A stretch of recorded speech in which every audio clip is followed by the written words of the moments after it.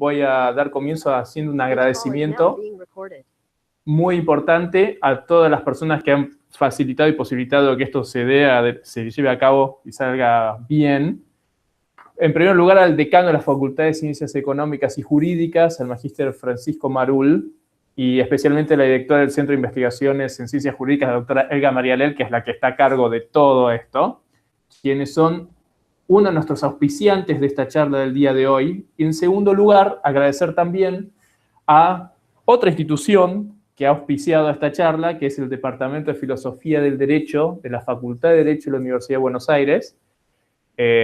Agradecer tanto a su director, el doctor Martín Farrell, como el resto de las autoridades que la componen, y por sobre todo agradecer a los expositores que se han hecho un hueco para poder estar acá, y bueno, también a todos los presentes que se encuentran aquí compartiendo este momento. En primer lugar, quería hacer una pequeña aclaración. La exposición, van a exponer primero los dos ponentes y luego va a haber una ronda de preguntas. La ronda de preguntas se va a organizar de la siguiente manera. Cada uno puede o hacer la pregunta en el chat o puede, si no, pedir la palabra en el chat para hacer una pregunta. Van a ver que los ponentes son personas de un nivel cultural muy interesante, muy importante, con lo cual tratamos que las preguntas sean específicas de las ponencias, porque van a darse cuenta que pueden hablar y preguntarles de cualquier tema, porque saben de todo prácticamente. Entonces, la idea es para que todos tengan la posibilidad de preguntar, que nos tratemos de atener a lo expuesto, porque si no, nos podemos quedar hasta las 12 de la noche y no es la idea ni abusar su tiempo, ni abusar el tiempo de los ponentes, ni abusar el tiempo de la cátedra de la Universidad Nacional de La Pampa, que tan generosamente nos cede el MIT. Así que bueno, voy a proceder simplemente a presentar al profesor doctor Jorge Norberto Ferro, quien, la verdad, en ciertos círculos porteños es una persona que no necesita presentación. Me voy a dar el gusto de presentarlo simplemente porque gracias al MIT podemos compartir con un montón de ciudades del resto de la Argentina que capaz no lo conocen tanto, pero es una persona que que es un referente y ya van a saber por qué. Si bien lo común del doctor Jorge Ferro es, cuando uno lo presenta, es hablar sus más de 30 años como investigador del CONICET en el taller de crítica textual Jardán Orduña, o hablar de sus más de 30 años de docencia en la Universidad de Morón, o cuando dirigió el Centro de Investigaciones Grecolatinas, la Facultad de Letras de la Universidad Católica Argentina, la verdad queremos destacar su figura como referente de la cultura de la ciudad de Buenos Aires. Con esto no quiero denostar ni sus trabajos científicos publicados ni sus conferencias, simplemente resaltar que, y todos ustedes lo pueden comprobar, por cada charla que encuentren en YouTube, en el ámbito científico van a encontrar 20 referidas al ámbito cultural. Por cada artículo ha publicado tanto acá como en el extranjero. Hace poco leí un artículo publicado en la Universidad de Berkeley de él. Por cada artículo de índole científico que publicó, debe haber publicado cerca de media docena de artículos de índole cultural. Ya en el flyer han visto que pertenece a un montón de organizaciones de difusión cultural, y el tema es que es un referente porque en la ciudad de Buenos Aires, por ejemplo, si uno quiere hablar de Chesterton, tiene a Velasco Suárez, Fernando Toller o Jorge Ferro. Si uno quiere hablar de Luis, es Ramiro Pujal o Jorge Ferro. Si uno quiere hablar de Tolkien en Buenos Aires, cuando el irlandés Joseph Pearce escribió la biografía de Tolkien, el único autor de toda Iberoamérica que citó fue el argentino Ricardo Irigaray. Ricardo Irigaray es un argentino que hizo su tesis doctoral en Tolkien en Europa, hizo investigaciones en Oxford para poder hacer su tesis, y con quién se entrevistó antes de ir a Oxford, con quién mantuvo asidua correspondencia vía mail, quién fue el que le dio el puntapié inicial para la investigación y le prestó parte de su material, fue el doctor Jorge Ferro. Con esto, no quiero decir que sea la persona más experta en el tema de la Argentina, ni siquiera el más experto en la ciudad de Buenos Aires. Con esto lo que quiero dejar en claro es que es la persona que hizo surco a través del cual otras generaciones han ido caminando a raíz del surco que abrió el primero. Y que sigue haciendo, porque sin más lejos, me enteré que hace 2 semanas también estuvo una charla sobre Tolkien, en donde eran 3 referentes, uno de Italia, uno de España y el doctor Jorge Ferro. Así que simplemente comentarles que es un referente de la cultura de la ciudad de Buenos Aires, y así como hablo de autores ingleses, se pueden hablar de autores argentinos, temas de fantasía, leyendas artúricas, mitos, un montón de cuestiones. Con lo cual, me parece que, de hecho, el último libro de maestros y cuestiones culturales lo denotan y lo describen de manera acabada. Es una persona que, más allá de su vida científica, ha dedicado su vida a la cultura. Y esta charla lo que tiene, a diferencia de todas las demás charlas de literatura y derecho, es que mientras en el resto de las charlas de literatura y derecho somos abogados hablando de literatura, acá tenemos a las 2 caras de la moneda. Vamos a tener un analista, alguien que está muy acostumbrado a analizar textos literarios, y a un escritor, a un creativo. En la Universidad de Buenos Aires, por ejemplo, hay varios grupos de investigación de literatura y derecho.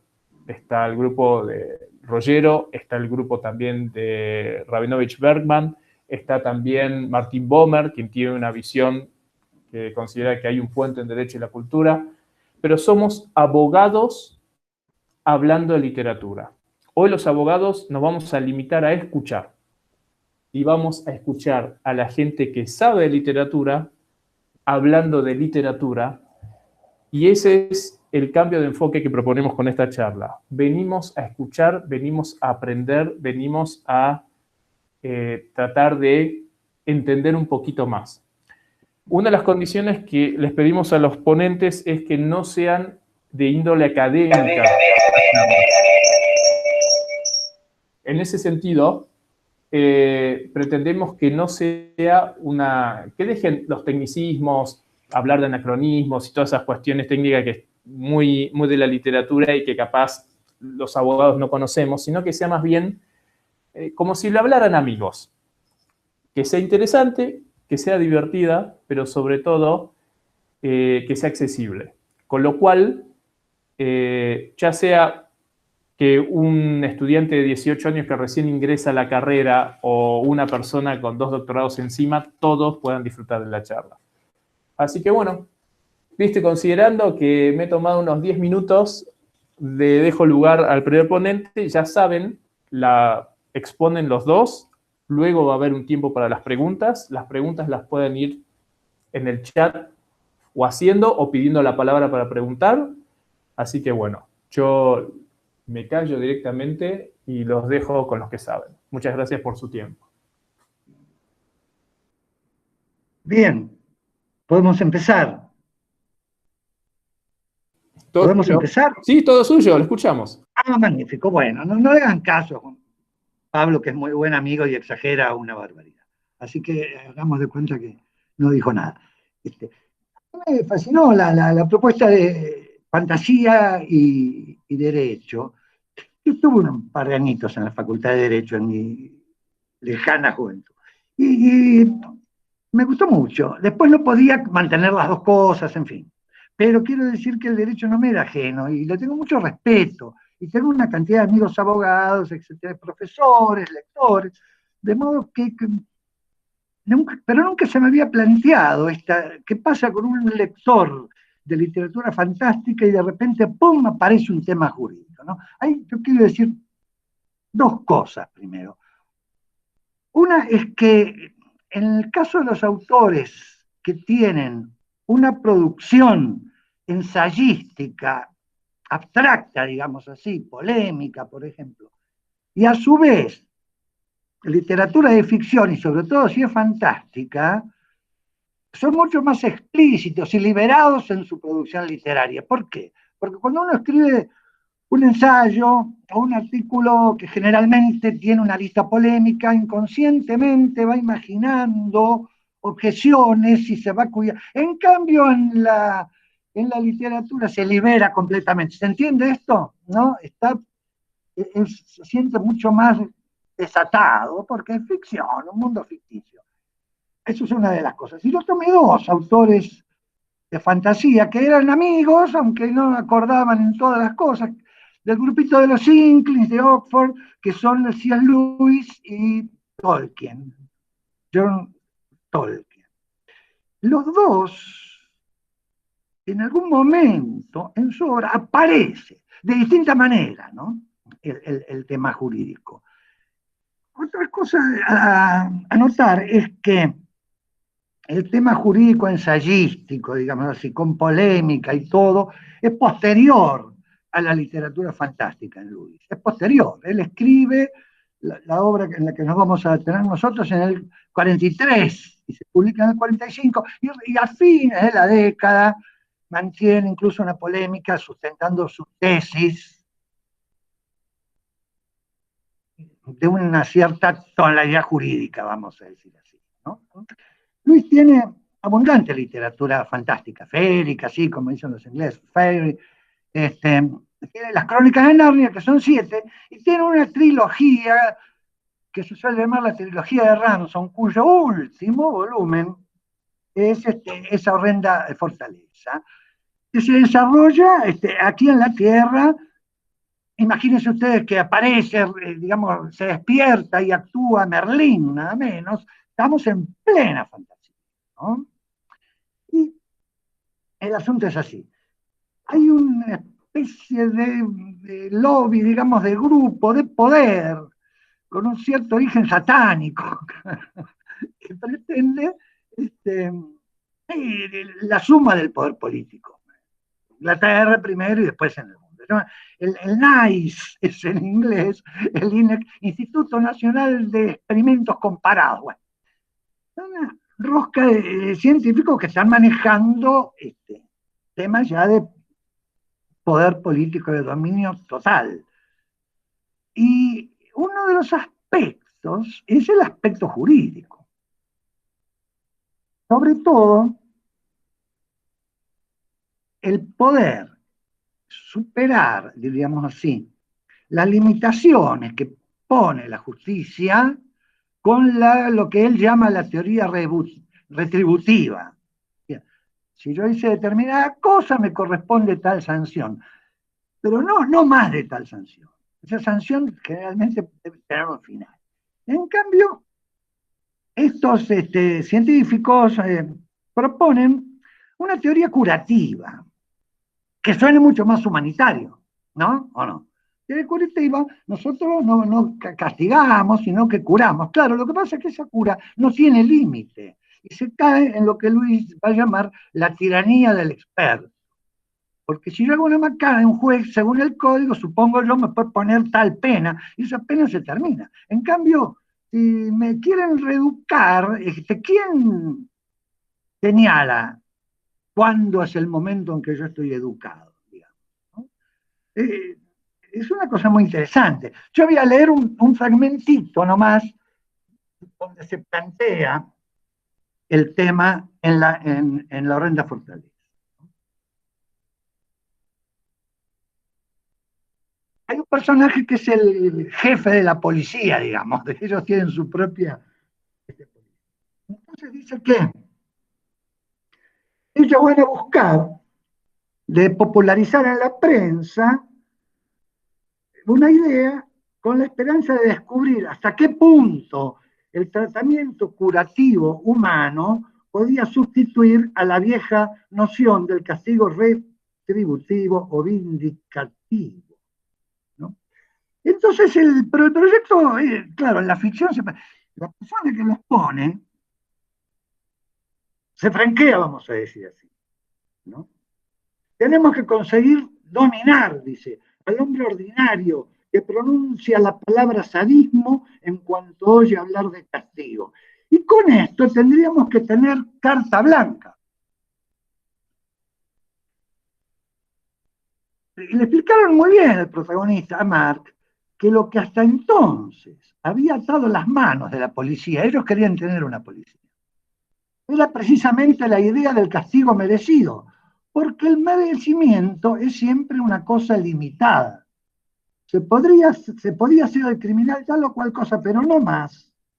El tratamiento curativo, por otra parte, no necesita tener límites fijos.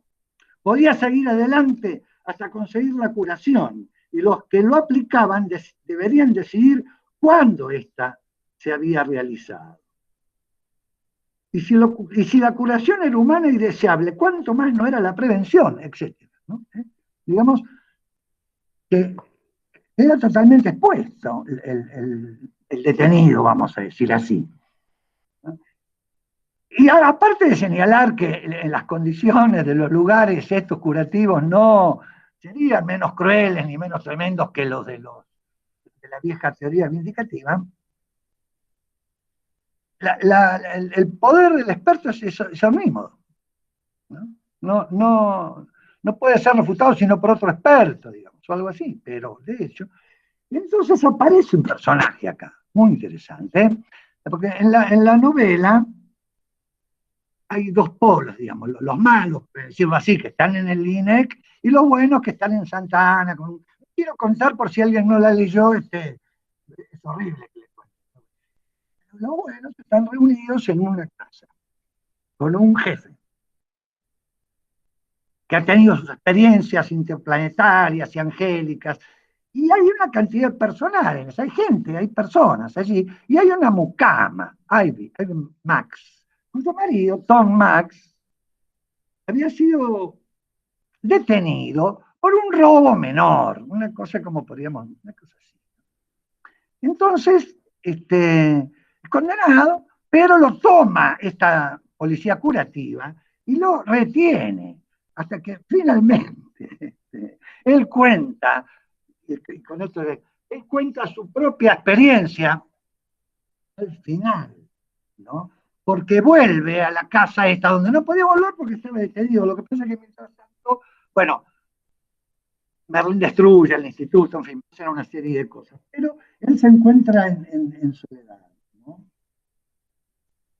Y vuelve Tom a buscar a su mujer, a Ivy, a su. En un momento lo pintan en la celda, Mr. Max, un hombre sencillo, obviamente, sentado en su pequeña celda blanca, rumiaba tranquilamente su gran dolor como solo un hombre simple puede hacer. Un hombre educado en aquellas circunstancias se hubiera hallado el sufrimiento alternado con la reflexión. Hubiera podido pensar cómo esta nueva idea de curación, en lugar del castigo tan humana al parecer, había en realidad privado al criminal de todos sus derechos. Y al suprimir la palabra castigo hacía aquella idea infinita. Él finalmente vuelve, se encuentra con su mujer y dice, claro, era justo el día que yo tenía que salir y no salía. Yo no tenía que salir según la justicia y no salía. Y bueno, se produce el desastre, digamos así, y todos quedan en libertad. Y él vuelve y se encuentra nuevamente con Ivy, con su mujer, y así termina bien esa parte, digamos, por lo menos de la historia. Eso en cuanto a Luis. Él posteriormente, como digo, va a publicar esto ensayísticamente, por supuesto que le salen al cruce y hay una respuesta a la objeción, etcétera, etcétera. Pero en el fluir del relato fantástico queda perfectamente, digamos, imbricado, no sé si se entiende esto, ¿no? Es parte del relato y la fantasía. Esta Horrenda Fortaleza es una especie de epítome de toda la obra de Luis. Todos los temas de Luis están acá. En el año 43, él los, digamos, compagina en esta novela. Está todo Luis acá. Curioso, aún el Luis posterior, como veremos, ¿no? Todo lo que él después desarrolló. Por eso es tan importante leerla y tan grato leerla. El que le guste la ficción, digamos así, lo fantástico, y la pintura de Merlín es maravillosa, es la mejor que se ha hecho en toda la literatura moderna, porque él conocía muy bien las fuentes, era profesor de literatura medieval, en Oxford y después fueron en Cambridge, en fin, es decir, conocía muy bien las fuentes y piensa un Merlín. Este sería uno de los casos. Su amigo Tolkien tenía otra manera de escribir fantasía, ¿no? Es decir, las obras más conocidas, en realidad las absolutamente terminadas, diríamos así, son algunos cuentos cortos y después El Hobbit, El Señor de los Anillos y alguna otra cosita. Y su producción es, digamos, académica o no, sí, científica, es reducida, es poca, ¿no? Y gran parte de lo que hoy leemos de él quedó inconcluso, son papeles que su hijo Christopher, pero El Señor de los Anillos es su mayor obra, absolutamente corregida hasta el último detalle por él, muy trabajada. Y hay también un momento en que sorprende al lector, que está en un mundo de fantasía y le suena, o por lo menos a mí, me resuena algo así que como podríamos llamar, ahora no sé cómo se llamará, pero por lo menos en mi época, una denuncia por daños y perjuicios sobre el final del Señor de los Anillos. Porque el marco, tampoco quiero contar el final, ¿no? Así que para los que no lo leyeron. Pero sobre el final hay una marcha absolutamente desproporcionada de los buenos hacia la fortaleza de los malos. Desproporcionada, son 7.000 hombres que van contra una fuerza increíblemente superior. ¿Pero qué pasa? ¿Por qué van ellos? ¿Porque son suicidas? No, porque ellos quieren distraer al malo principal, a Sauron, que mira fuera de su tierra. Mira amenazas exteriores, porque adentro hay un hobbit que tiene que tirar un anillo al fuego. Esa es la idea. Y ellos quieren, y con eso destruirían al poder del malvado, de Sauron, como se llama. Pero ellos van conscientemente a la derrota. Es muy conmovedor eso, esa parte, ¿no? Esa marcha. Y allí, finalmente, mandan heraldos que dicen, los señores de Mordor, los señores de Gondor han regresado y reclaman la tierra. En el último discurso de ellos, fíjense ustedes,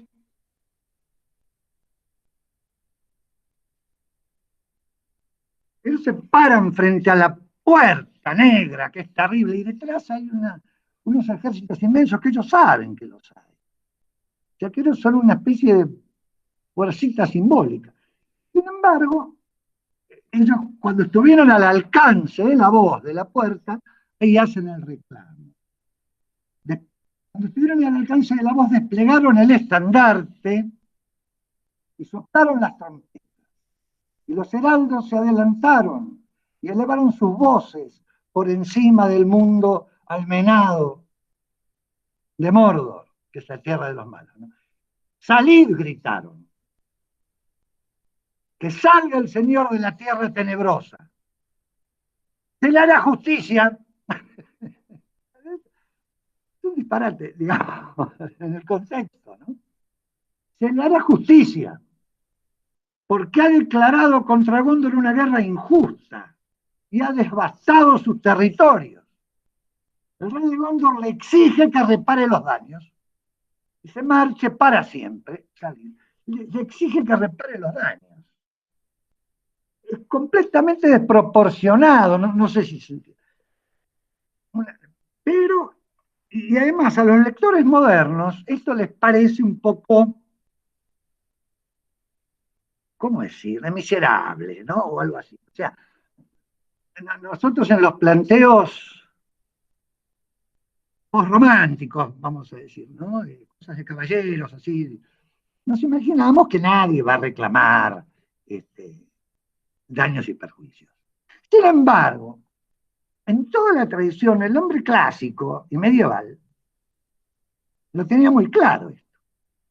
Y no va en desmedro de su condición de gran caballero, por ejemplo, en el Cid ficticio, no sé si ustedes recuerdan el Cantar del Cid, que los infantes de Carrión azotan a las hijas del Cid con las que se habían comprometido y las dejan por muertas. Entonces el Cid le pide justicia al rey. Y una de las cosas que pide, que a uno le suenan, como si a una mente moderna, le suenan mezquinas, pide la devolución de las 2 espadas de los reyes moros que les había regalado. Que le vuelva a hacer. Lo mismo si uno lee para irnos al comienzo de Occidente, de la literatura occidental. Comienzo de la Ilíada. No tenemos un testimonio literario anterior a la Ilíada, prácticamente. En el comienzo nomás, el problema que hay ahí es un problema de reclamo sobre lo propio, ¿no? Claro, la visión por romántica, digamos, es que se enamoran de las hijas, porque el asunto es así, Agamenón tiene que devolver su botín, que es la hija de un sacerdote de Apolo, porque si no, Apolo los va a matar. Entonces, le exigen esto. Pero él dice, ¿cómo? Entonces yo me quedo sin nada. Entonces yo me quedo con el botín de Aquiles, que es otra damisela. Ahora, ninguno de los dos estaba enamorado. Era el reconocimiento de su valor, de su valer eso, ¿no? Tenían pleno derecho a reclamarlo. Lo reclaman como si reclamáramos nosotros, qué sé yo, en un accidente de tránsito. No sé si se entiende lo que digo, ¿no? Entonces, claro, él dice, bueno, yo le saco la esclava de Aquiles, la Briseida. Entonces Aquiles se enoja, se siente ofendido, porque lo despojan de lo que realmente le corresponde y no pelea más. Y ahí empieza el enemigo. Cuando Aquiles se retira del combate, canta Musa la cólera del Pélida Aquiles, que trajo infinitos males a los aqueos. Claro, cuando él se va, los troyanos crecen. ¿Se entiende? Pero se va porque le retiraron su botín, ¿no? Acá está pasando algo semejante.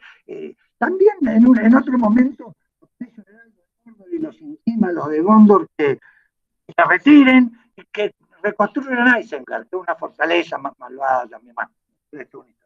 Pero este último pasaje donde le piden, ¿no? Antes de irse, resalta los daños que ocurrieron. No sé si es un aspecto jurídico. Al lector actual le pasa eso. Está reclamando daños y perjuicios, pero sin ningún desdoro para el que reclama esto, ¿no? Es lo que corresponde, porque él tiene que, de algún modo, reponer todo lo que destruyó y después irse. Bueno, el libro termina bien, digamos así que supongo que lo habrán leído. La película lo torce un poquito en general, no es lo mismo, este detalle, por ejemplo, pero así que eso para mí fueron dos en autores que a mí me gustan mucho y los he leído mucho, cómo repican los temas jurídicos, ¿no? Luis es un tipo más, ¿cómo decir? Más de también una producción ensayística, de discutir ideas. Tolkien más bien no. Él se expresa absolutamente en su fantasía. Pero aún en su fantasía aparecen estos temas. Bueno,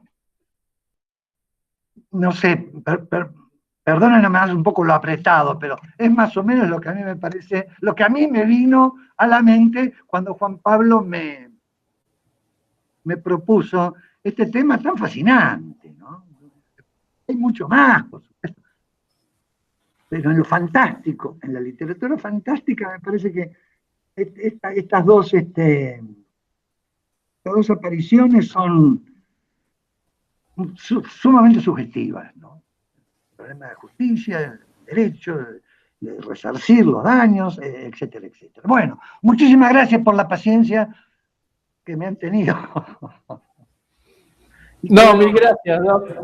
Quedo a que me desarme con las preguntas, pero bueno, escuchamos a nuestro amigo. en su momento. Igual, con esto nos pasó por 2000 años de literatura. Clásico griego, clásico romántico español, terminamos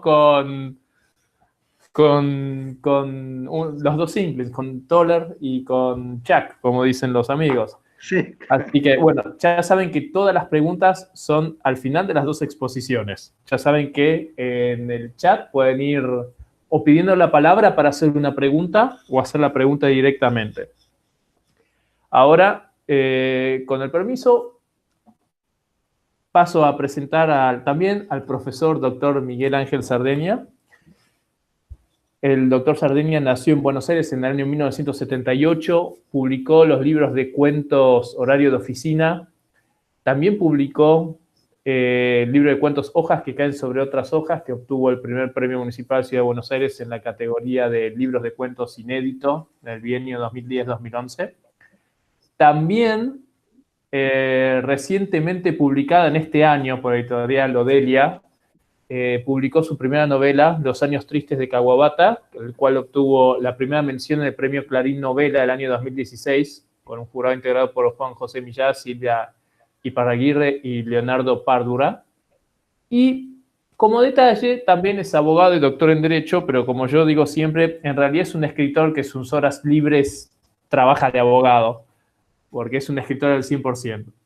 Así que, de hecho, el 100% de su tiempo está pensando en literatura. Así que déjenme darle la bienvenida al doctor Sardeña y yo ahora los dejo con él. Bueno, muchas gracias Juan Pablo, es una alegría estar acá y compartir este momento con ustedes, así que muy honrado con la invitación. Me hiciste acordar recién con tu presentación algo que dice habitualmente un amigo. Tengo un amigo que cuando tiene que completar la biografía, tiene que hacerse el gracioso en alguna presentación, él siempre dice, escribo en todo momento, en el tiempo libre trabajo. Bueno, es atractivo pensarlo en esos términos. No sé si es verdad, me parece que es mentira, pero no importa, estamos hablando de literatura y está bueno también construir la propia realidad o nuestro propio tiempo en base a ciertas ficciones. Eso nos permite un poco construir la propia vida. Mi idea hoy es trasladarlos hacia otro rincón del mundo. Mi idea es llevarlos a Japón. También, como Jorge, quiero hablar de dos autores japoneses que están íntimamente vinculados. Estoy pensando en Yasunari Kawabata, un autor que seguro que ustedes conocen, es un autor célebre, un autor muy, muy conocido, que ganó el premio Nobel, es el primer japonés en ganar el premio Nobel de Literatura, así que es posible que ustedes hayan leído algo de él. Tiene obras fundamentales como Mil Grullas, como País de Nieve, Lo Bello y lo Triste, La Bailarina de Izu. Bueno, si no las leyeron, los invito inmediatamente a hacerlos porque les va a proponer un acercamiento a una literatura totalmente diferente a la que están acostumbrados. Me parece que la literatura japonesa de ese periodo y de ese autor en particular propone un viaje totalmente diferente al que hacemos habitualmente, y quería vincularlo a Kawabata con otro autor japonés, mucho más desconocido, mucho más secreto, pero que yo entiendo que tiene la misma estatura. Bueno, no solo yo entiendo que tiene la misma estatura, sino en Japón se lo considera la misma estatura, que es Yokomitsu Richi. Yokomitsu Richi. Lo repito para que se les vaya grabando el nombre. Hay un único libro en castellano, hay un único libro traducido que podemos nosotros leer. Yo he participado de esa edición a partir de la editorial también El Caracol, he cuidado la edición a partir de un estudio preliminar y es un autor que me ha interesado estudiar mucho. Bueno, la idea hoy es hablarles un rato de estos dos autores pensándolos como tándem, pensándolos asociados, Yasunari Kawabata y Yokomitsu Richi. ¿Cuál fue el vínculo entre ellos dos? Bueno, fueron dos autores que se conocieron, que se frecuentaron y que se admiraron mutuamente. Yokomitsu fue maestro de Kawabata, ¿sí? Esto es lo primero que hay que decir. En su tiempo, el valor que se le asignaba a la literatura de Yokomitsu era incluso superior a la que se le asignaba a Kawabata.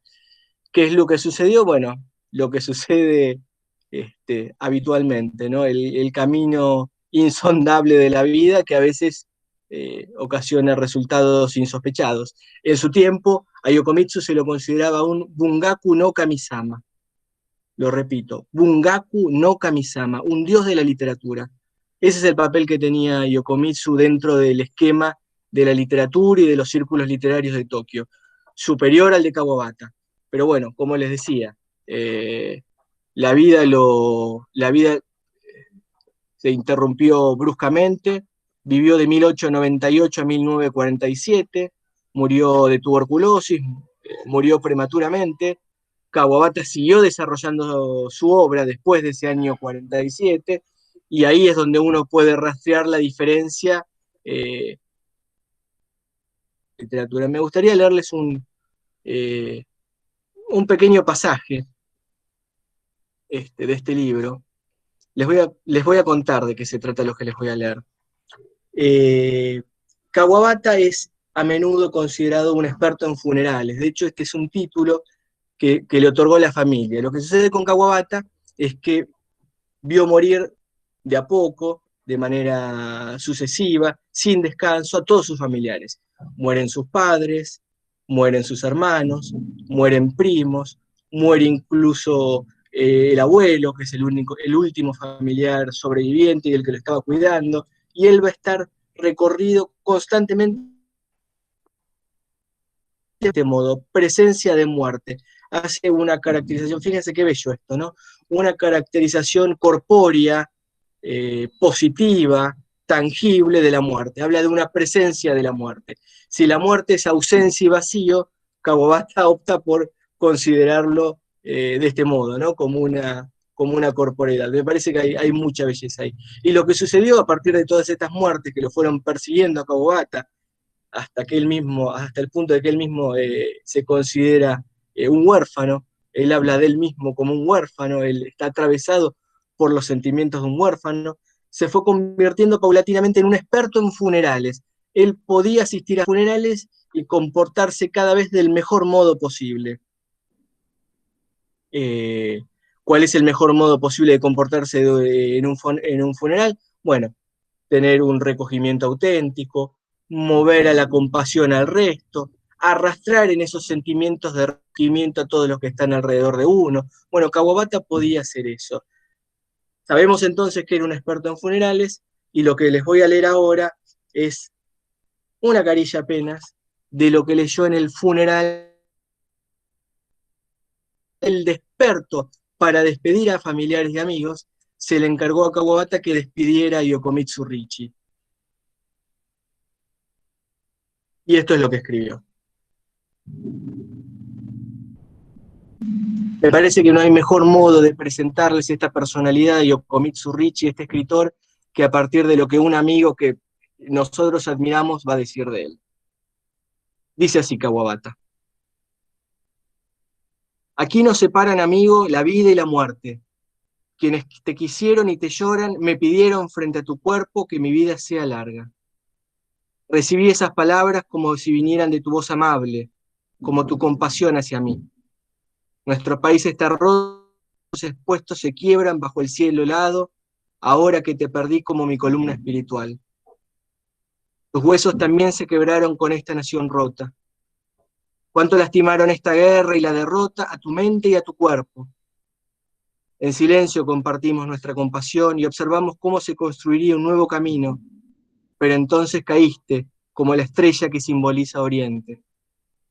Fuiste como buen japonés, íntegro, simple y sincero. Miraste al frente, te anticipaste al futuro y creíste en él. Durante 25 años, tu nombre y el mío estuvieron asociados en el mundo literario. Luego comenzó tu vida y moriste escritor. Todos esos años no solo fuiste siempre un amigo entrañable, sino también benefactor, pero nunca te mostraste como tal. Tu virtud me guió secretamente en momentos de alegría y de dolor, y mi gratitud no desaparece con tu muerte. No tengo duda de que tu obra permanecerá para las futuras generaciones, y que con ella también mi obra atrapará sus corazones. Es una bendición haberte encontrado en esta vida. No sé qué será de tu alma ahora que has muerto, pero tu literatura vivirá por siempre. Y me pregunto si mi obra logrará permanecer como la tuya, para siempre en el corazón de las personas. Sabrás cuán solo me dejaste con tu partida. La última vez que nos vimos noté que tus ojos flotaban entre la vida y la muerte con infinita nostalgia, de un modo que no creo que vuelva a presenciar nunca. Llega finalmente la edad de entender la soledad. La mayor soledad es esta. Uno a uno dejan este mundo nuestros amigos, y no hay nada que podamos hacer para controlar nuestra vida, que de a poco se desvanece. Hoy, bajo el cielo helado de nuestra nación, herida por un año tormentoso, perdimos el pilar de nuestro mundo literario. Pero aunque sintamos dolor, es mi deseo orar frente a tu ataúd, rodeado de familia y amigos, por tu alma, que partió como montaña barrida por la lluvia. Yokomitsu, viviré después de vos, como el alma de los ríos y montañas de Japón. Afortunadamente, por tu familia afligida velaremos nosotros. 3 de enero de 1948.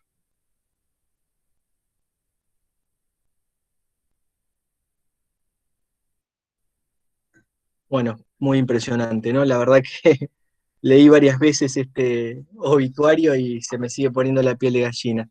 Es interesante pensar esta visión de Kawabata que despide a su amigo convencido de que su literatura vivirá por siempre, y sin embargo, como les decía, su estrella en algún momento se apagó. La estrella de Kawabata siguió creciendo, siguió refulgiendo cada vez con mayor potencia, y la de Yokomitsu, que era el destinado a ser el más grande, terminó apagándose. Bueno, nosotros creemos que con la edición del libro de Yokomitsu estamos de algún modo saldando alguna deuda y volviendo a poner las cosas en su lugar.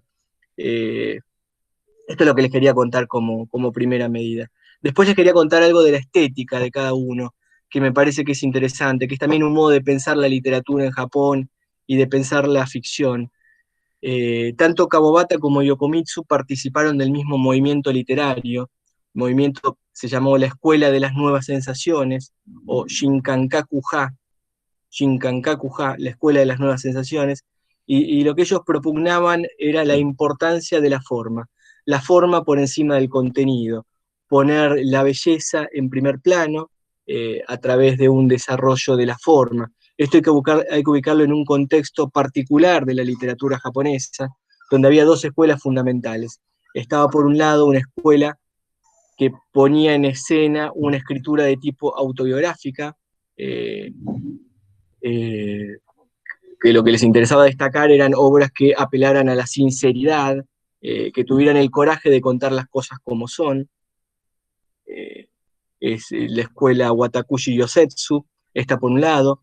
Por otro lado, Futon es una de las obras emblemáticas de ese tiempo, de Tayama Katai. Y por otro lado, tenemos una segunda escuela, que es la escuela del movimiento de literatura proletaria, que lo que buscaba, fíjense la diferencia, sí, el movimiento literario de Kawabata buscaba por un lado el énfasis en la forma y en la belleza, la escuela proletaria lo que buscaba en cambio era lograr un cambio en las condiciones más concretas y más inmediatas de lo que se estaba viviendo. ¿Con qué tiene que ver esto? Con las condiciones de explotación laboral, la vida en las fábricas, las duras condiciones en el campo, el trabajo en el mar. Bueno, estas son las tres escuelas que están en danza. A mí la que me resulta más atractiva es la escuela propugnada por Kawabata y Yokomitsu, que el único interés que tenían, apenas les interesaba la belleza. Eso es lo que quería destacar. Hablemos un poquito entonces de la belleza, antes de mencionar algunos de los cuentos de Yokomitsu. ¿Cómo es la belleza para Japón y de qué es de lo que va a hablar Yokomitsu? Del libro en particular que les quiero hablar de Yokomitsu se titula La primavera llegó en un carro tirado por caballos. Fíjense el título, lo repito. La primavera llegó en un carro tirado por caballos. Pareciera que solo los japoneses pueden hacerlo así. Es un título que uno puede representar de manera inmediata en la cabeza. Bueno, ¿cuál es la belleza para Japón? Quería ir a esto antes de ir en particular a este cuento y de vincularlo un poco con uno de los objetivos que tenemos acá, que es el mundo del derecho, a partir del cumplimiento de un mandato que tiene uno de los personajes. La belleza en Japón. lo que va a propugnar Yasunari Kawabata y Yokomitsu Richi es pensar la belleza asociada a la tristeza. Para Japón, y para este momento en particular de la literatura, estamos hablando entre los años 1920, 1930, 1940, incluso más allá también, lo bello y lo triste son la misma cosa. Hay un concepto fundamental en Japón, que es el mono no aware, que no tiene una traducción literal, pero que nosotros lo podríamos traducir término a término sin ser demasiado exquisitos. Cosas. ¿Qué es esto de la compasión por las cosas? Es la capacidad, lo efímero de la belleza. Hay un imagen que permite explicarlo y que lo van a entender con mucha facilidad porque de seguro que lo vieron en el cine y lo vieron en el anime. Sí. ¿Podés repetir la definición ¿Podés repetir la definición de compasión? Porque se cortó ahí, un segundito. Sí, lo repito. En japonés es el mono no aware. Mono no aware. No tiene traducción literal, pero que nosotros podemos traducirlo término a término de un modo más casero y más entre nosotros, como compasión por las cosas. ¿Qué significa esta compasión por las cosas? La capacidad que tiene cada uno de vibrar ante lo efímero de la belleza, lo efímero de la naturaleza. Y les decía que hay una imagen que les va a permitir visualizarlo de modo inmediato, porque es una imagen que de algún modo ya tienen seguramente impregnada en el corazón y ya seguramente la vieron en algún caso. La imagen es esta. La flor de Japón es el cerezo. ¿Qué es lo que sucede con el cerezo? El cerezo es la primera flor que aparece con la primavera, es la primera que se anuncia. Seguramente vieron alguna foto con esos sakura, con esos cerezos que explotan de rosa o de blanco y que son bellísimos. Y de repente viene una brisa y los arrastra a todos y los suelta volando por encima de la cabeza de unos enamorados. Bueno, esto es lo que sucede con la flor del cerezo. Es la primera en anunciarse con la primavera y es también la primera flor en morir. Ahí tenemos el antagonismo entre plenitud, goce y decadencia. Esa flor que ya está siendo arrastrada por el viento es una flor muerta, ha sido arrancada del árbol y acaba de morir, ¿no? Esto es un poco la idea de lo bello y lo triste y el carácter efímero de la naturaleza, el carácter efímero de la belleza a partir de los elementos que nos provee la naturaleza. No sé si vieron esta imagen, pero es verdaderamente muy bella. De hecho, es frecuente en el anime y en las películas también en menor medida, ver cómo los enamorados suspiran al ver esta imagen, ¿no? Hacer así. Bueno, es algo bello y es algo terrible, porque la belleza que propone Japón es también la belleza de lo terrible. Esto es lo que les quería contagiar. Kawabata y Yokomitsu son autores que nos van a hablar de la belleza, pero tengamos cuidado, ¿sí? Porque la belleza también es una trampa en Japón. La belleza nos va a poner tristes. Esto que les estaba contando de la muerte me parece que es un indicador bastante claro de eso. Les quería leer ahora un pequeño fragmento, ya un poco como para cerrar esta intervención. Ojalá que esto que les conté de Yokomitsu los aliente a ustedes también a buscar por su cuenta, porque es lo que sucede cuando uno descubre un autor un tanto secreto, que ocupa el lugar del canon, pero allende los mares, no acá donde estamos nosotros. Decía, lo que uno siente de manera inmediata es el deseo de compartir ese tesoro para que haya más gente con la que uno pueda charlar. Les voy a leer 2 fragmentos del cuento La primavera llegó en un carro tirado por caballos. ¿De qué se trata este cuento? Bueno, les hablé, lo bello y lo triste, ¿no? Tenemos un marido cuidando a su esposa moribunda. Ella está en cama, está atravesando los últimos días de una enfermedad y todo el cuento va a transcurrir durante ese tiempo, con los vaivenes, las idas y vueltas que tiene la relación entre ellos a partir de las dificultades que tiene, cuidar a una persona que está presa en la cama, de algún modo, ¿no? Vieron que el punto de partida es terrible y sin embargo, insisto, estoy destacando que es un cuento bellísimo. Dice así el comienzo del cuento. El viento frío de finales de otoño sonó entre los pinos de la playa. En un rincón del jardín se cerró un grupo de pequeñas dalias. Desde el lado de la cama donde estaba acostada su esposa, él observó el lento movimiento de una tortuga en el estanque. Cuando la tortuga nadaba, las sombras brillantes que arrojaba el agua se reflejaban en la superficie de una roca seca. «Oh, mirá», dijo su esposa, «qué bonita es la luz sobre los pinos». «¿Mirabas los pinos?» «Sí, yo miraba la tortuga». Retornaron al silencio. «Llevas acostada todo este tiempo y solo pensás en los pinos». Decidí no pensar en otra cosa. Nadie puede quedarse acostado sin pensar en absolutamente nada. Bueno, si pienso en cosas, como en recuperarme para poder ir al aljibe y lavar bien toda la ropa, pienso muchísimo en eso.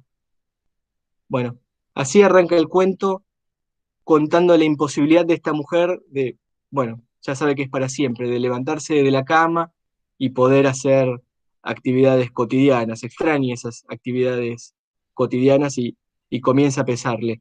Pero fíjense qué interesante esta visión de la tortuga, ¿no? Desde el lado de la cama donde estaba acostada su esposa, él observaba el lento movimiento de una tortuga en el estanque. Cuando la tortuga nadaba, las sombras brillantes que arrojaba el agua se reflejaban en la superficie de una roca seca. Y quiero leerles ahora otro fragmento, ya sobre el final de este mismo cuento.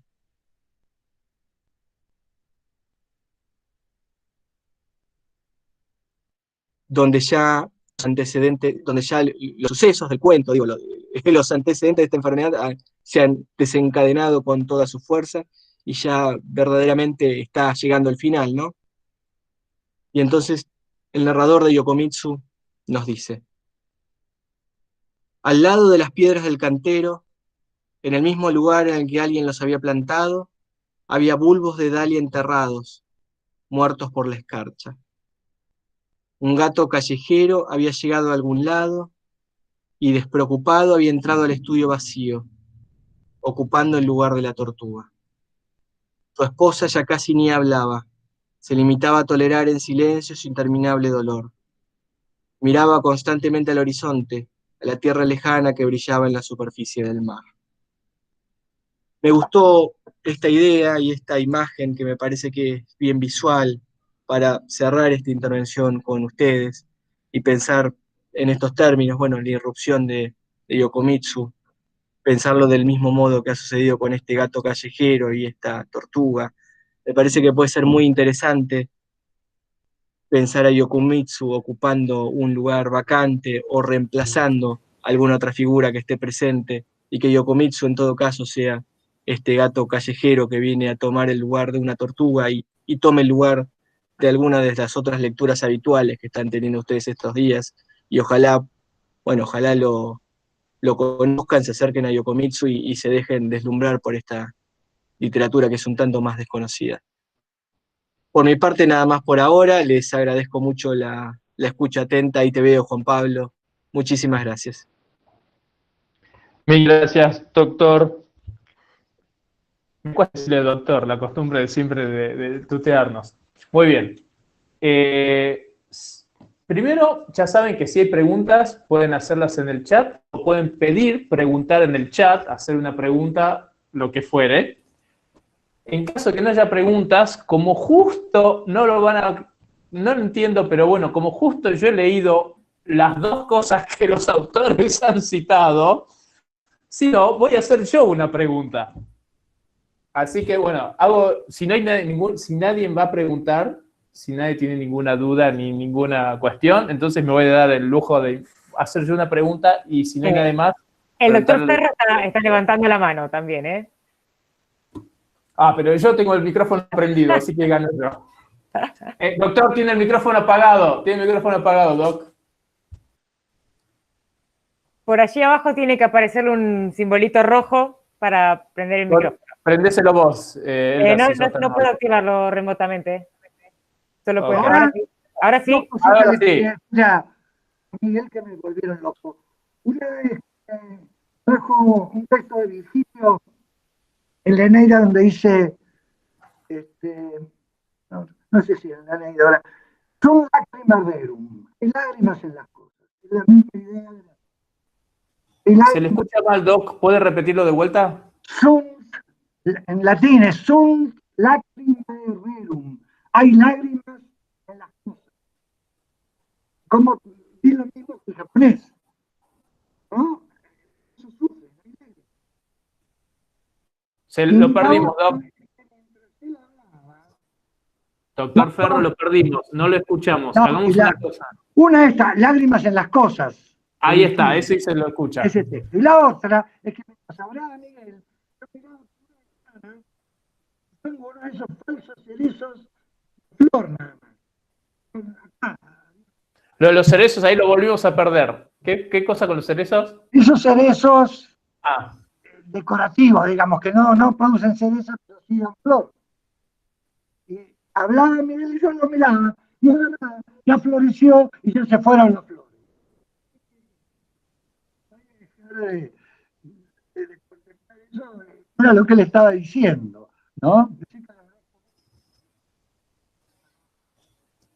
ahí lo volvimos a perder, Doc. Y te agradezco mucho también estos dos momentos de recordar un texto y de ver una película. Nada más. Parecía que a propósito. A propósito para ti. La fascinación de la tecnología es... Doc, lo hemos perdido un poco. Si vemos que tenemos mala señal, si quiere, puede hablarlo sin cámara. No, decía dos cosas lo que trajeron a la memoria, lo que decía Miguel. Uno, el texto de Virgilio de que hay color en la Sí. Y el otro es que yo tengo acá un cerezo decorativo, digamos. La estoy mirando. Y que ya floreció. Y ya las flores no están. Se fueron. Con el viento. Es lo que describía muy bien el autor de este capítulo. Nada más, nada más. Ok. Bueno, entonces, si no hay preguntas, arranco yo. También en el orden. Gabriel Juan está levantando la mano. Y yo ya sé por qué, doctor Gabriel Juan, porque justo el experto en el tema. Bueno, pero yo primero. Arranco. Ok. Una preguntita a cada uno, nada más. Cortita y al pie. En la horrible fortaleza hay una parte en donde la directora, por así decirlo, de la policía secreta, una señora bastante antipática, que manejaba todos los hilos, utilizaba la policía de ella con atributos legales que ni siquiera la policía común tenía. Con la excusa de que era privada y que era dentro del campus universitario, violaba algo así como la ley, algo que es muy raro en los ingleses, porque como los ingleses no tienen constitución, para ellos la ley es todo. Entonces, la pregunta es, ¿por qué? ¿Porque su ley era superior a la ley civil o era simplemente porque era su manera de ejercer el poder? Una pregunta. Perdón, y después, y ya que estoy, hago la pregunta para Miguel y los dejo hablar y después va el doctor Gabriel Juan. Y Miguel, hay una parte donde la mujer enferma le dice, te odio, te odio, te odio, y si me muero es por odio tuyo. El deber. Uno, cuando lee el autor, te queda como un ambiente del deber, o la impresión que me dio a mí cuando leí, del deber o para el autor o para el pueblo japonés, algo muy importante. Y sin embargo, en ese diálogo, en donde habla, te odio, si me muero va a ser odiándote, etc., y él le resbala, como diríamos acá los porteños, es simplemente, pregunta, no le adjudica importancia porque ve el estado de enfermedad de la mujer, afiebrada de compañía, y cree que es producto de la fiebre, o es una cuestión que a él ya no le importaba cumplir el deber, su deber como marido, o el deber como que tienen ellos también, que incluso es ancestral, el niño cuida al padre, o el hijo cuida al padre enfermo, una cuestión así, que ellos tienen unas normas sociales que son tan fuertes casi como la legal. Entonces la pregunta es esa, ¿era una cuestión que pensó que no lo dijo en serio, o lo decía en serio y él ya no quería cumplir más con su deber? Entonces dejo la pelota al doctor Ferro y me callo, y después le toca preguntar al doctor Gabriel Juan, que desde Mendoza nos debe estar escuchando.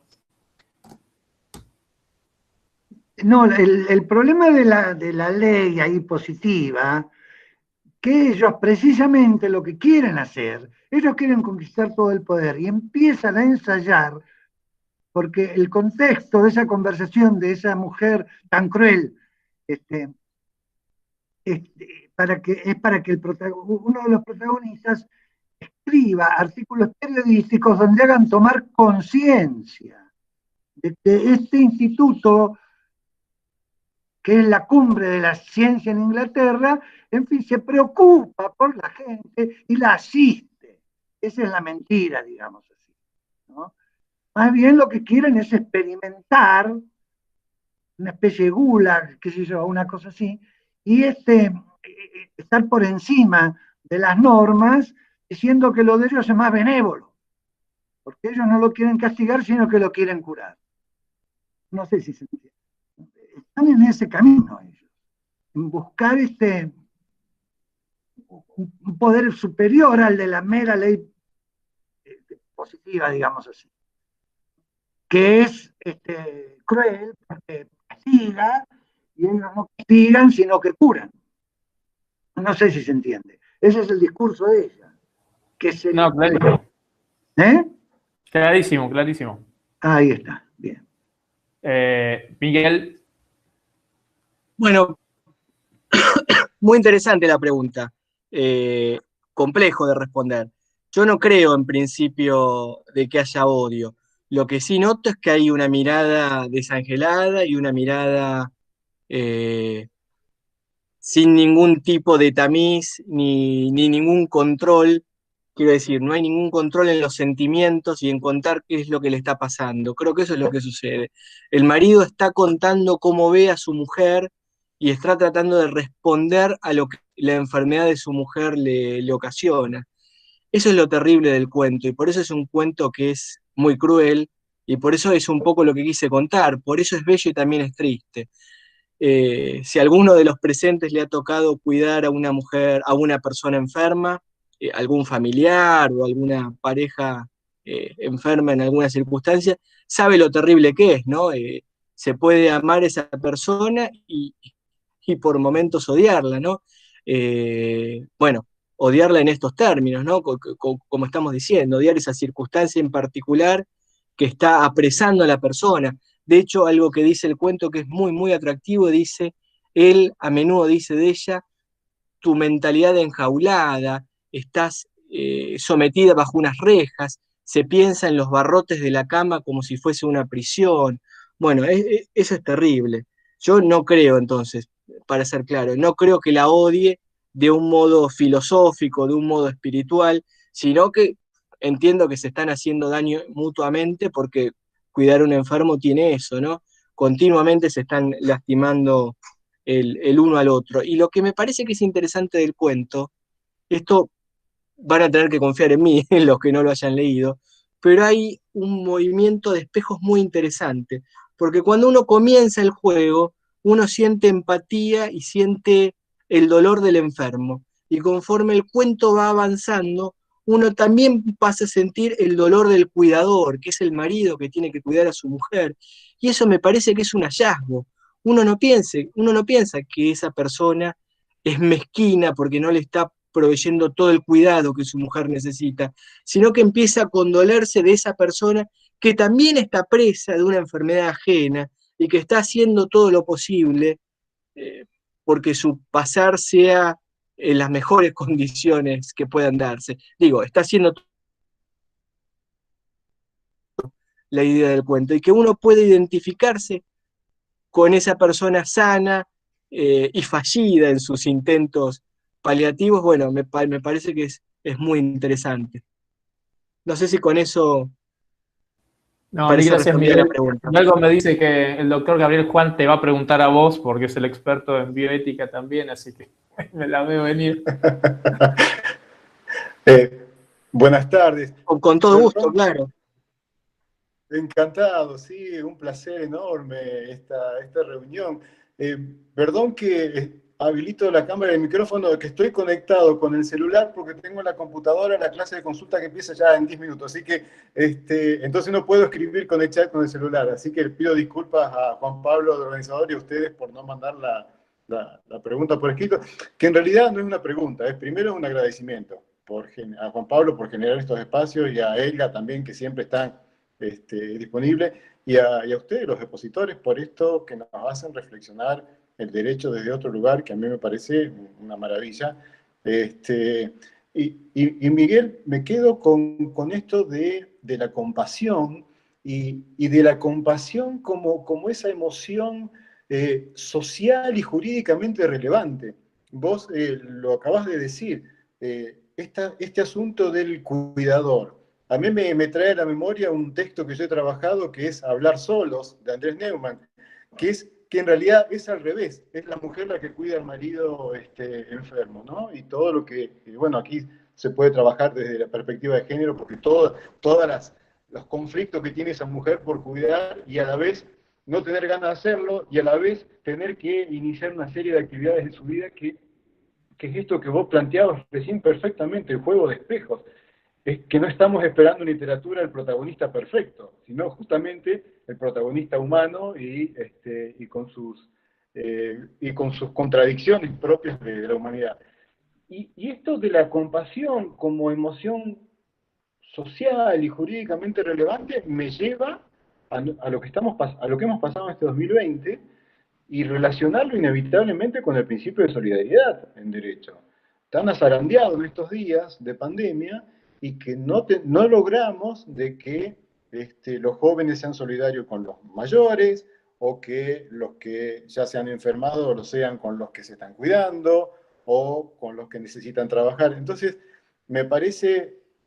quería agradecerles este ejercicio de imaginación literaria, para ponerlo en términos de Marta Nussbaum, de desarrollar la empatía a partir de personajes contradictorios y que van y que vienen con sus emociones, y que es perfectamente trasladable al derecho. Así que solo eso, muchísimas gracias.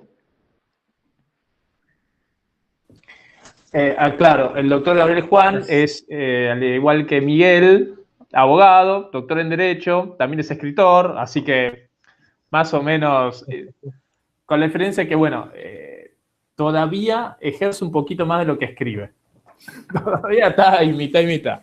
Pero en cualquier momento sigue tus pasos y escribe más literatura que derecho. Entonces, bueno, si no hay preguntas, entonces le cedo la palabra a los expositores a ver si quieren redondear algo o acotar algo más. Doctor Ferro, ¿algo más que quiera agregar? Sí, un agradecimiento muy profundo a vos, especialmente, Juan Pablo, porque tomaste todo el trabajo a la gente de La Pampa. Yo siempre fui feliz en La Pampa. Porque hacía lo que me gustaba, andar a caballo, pescar, pasar conservacionísticamente, ¿no? Me acuerdo una vez pescando en la laguna Don Tomás, existe todavía la laguna Don Tomás, estaba con un amigo que me había invitado, y yo pescaba y devolvía. Unos pejerreyes muy lindos. Se acercaron unos chicos. Y dice, pero usted, ¿por qué los tira? Entonces mi amigo le dice, porque en ese momento estaba en Buenos Aires este hombre del barco, uno famoso, que hacía exploraciones marítimas, y un francés muy famoso, no me acuerdo ahora cómo se llama. Jacques Cousteau. Entonces mi amigo le dice a los chicos, lo que pasa es que el señor ha venido con Jacques Cousteau a la Argentina y está estudiando los pejerreyes. Ah, bueno, los chicos se quedaron tranquilos y yo también. Quiero decir, siempre le pasaron muy bien. Entonces, una provincia para mí acogedora, preciosa, con un paisaje fantástico y con gente muy buena. Así que les agradezco especialmente a los porteños y a los amigos porteños que me han soportado heroicamente. Muchas gracias.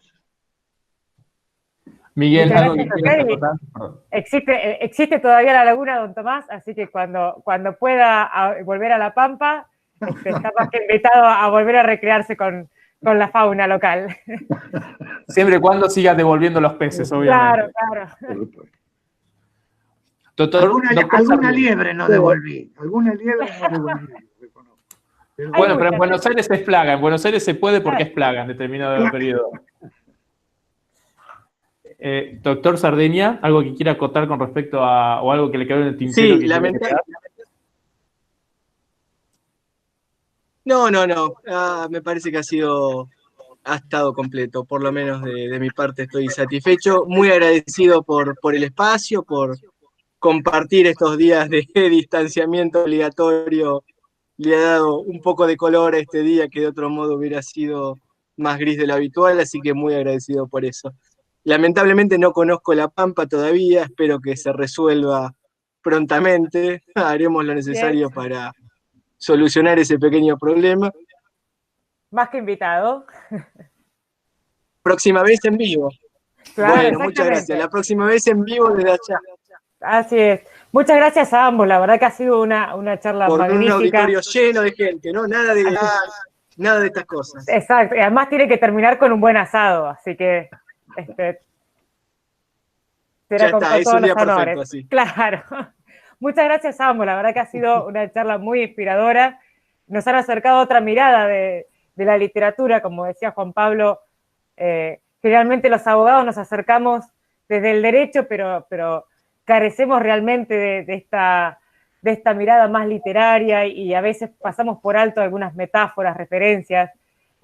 Así que la verdad que ha sido sumamente enriquecedora esta charla, que además está quedando grabada, la vamos a colgar en el canal de YouTube de la facultad para que tenga el mayor alcance posible y ojalá que esto siga siendo una forma de replicar esta forma de pensar la literatura y el derecho. Bueno, yo quiero agradecer a todos, especialmente a los asistentes, los que están acá escuchando, a los ponentes que han hecho su hueco. Yo sé que algunos están bastante movidos con los horarios, y muy especialmente también a la Universidad de La Pampa, aparte de mi alma mater, la de Universidad de Buenos Aires, que no suele auspiciar estos eventos, pero bueno, tuve, digamos, la suerte del principiante y lo auspiciaron. Pero bueno, muy especialmente a la Universidad de La Pampa y obviamente a la Facultad de Ciencias Jurídicas y a la Cátedra de Argumentación Jurídica, que es la que se dio el MIT y la que está grabando.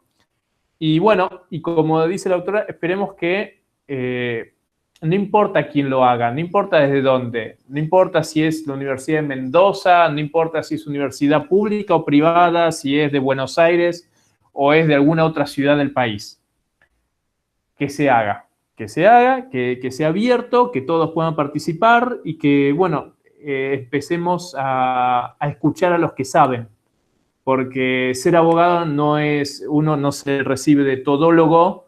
Entonces, cuando uno trata de hacer puentes, tiene que tratar de conocer los dos extremos de las dos orillas y a veces les pifiamos en eso. Mea culpa yo como abogado.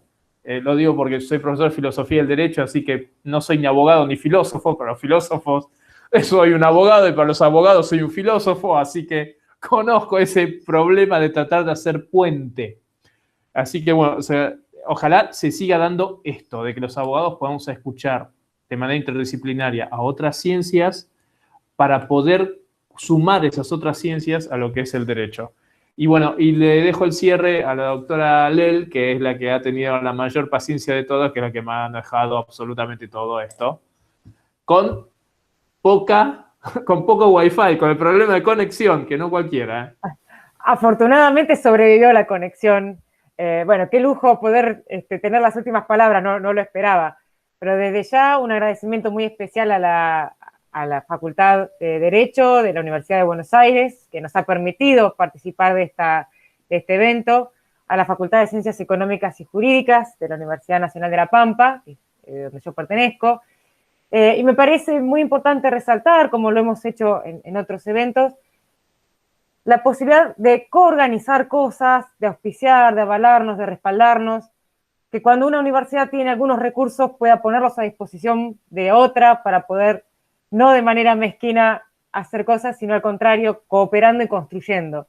Y en ese sentido es muy valioso, muy valorable lo que hemos logrado hoy, que es coordinar entre dos universidades lograr esta charla, poner a disposición recursos y desde ya, obviamente, agradecer también a los presentes, como dijo Juan Pablo, porque es el tiempo de cada uno el que hace este espacio y muy, muy especialmente a los dos expositores que nos han enriquecido, que sin sus conocimientos hoy no sería posible esta charla, y además por la generosidad de compartir ese conocimiento con nosotros, de compartir lo que les ha gustado, de permitirnos acercarnos a literatura que no conocíamos, de leer distinto la literatura, y desde ya al menos poder conocer lo que ignoramos a veces desde el derecho. Así que muchísimas gracias a todos y, por supuesto, Juan Pablo, enormes gracias por la invitación a poder acercarnos a este evento a todos. Me despido con todos. Saludito, como si fuera final de programa de televisión. Claro. Muchas gracias, un gusto. Gracias a todos los que están presentes, gracias al doctor Juan, gracias a Marcelo Persano, a Matías Ringa, a Mariano Santillán, gracias a todos los que estuvieron. Así que, y bueno, y ahora a correr la bola en la grabación, a correr la voz y que se siga haciendo, no importa quién. Exacto. Entre universidades públicas, privadas, de Buenos Aires, de otras ciudades, que se haga. Muy bien. Éxitos. Muchas gracias, hasta luego. Chao.